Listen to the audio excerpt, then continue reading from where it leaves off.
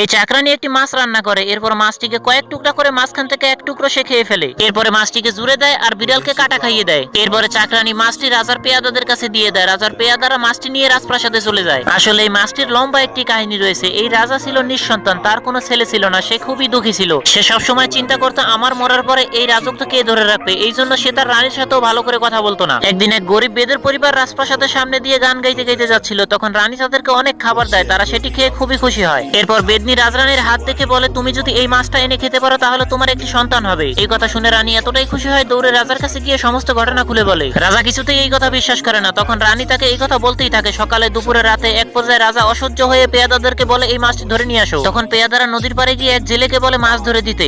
আর এই জেলে বাংলা না খেলে তার হাত পা কাজ করে না। পেয়াদারা বাংলার বোতল দেখাতে সে দৌড়ে গিয়ে মাছটি ধরে নিয়ে আসে। মাছটি পেয়াদাদের কাছে দিতেই তারা তাকে বাংলার বোতল দিয়ে দেয়, আর এটি পেয়ে সে তো খুবই খুশি। বন্ধুরা, এরপর কি হলো দেখার আগে চলো তোমাদেরকে একটি ম্যাজিক শিখাই। প্রথমে ভিডিওর উপরে একটি লাইক করো, তারপর চ্যানেলটি সাবস্ক্রাইব করো, এরপর রিমিক্স অপশনে ক্লিক করো, ইউজ দি সাউন্ডের উপর চেপে ধরো, দেখো ম্যাজিক। চেষ্টা করো, তুমিও পারবে।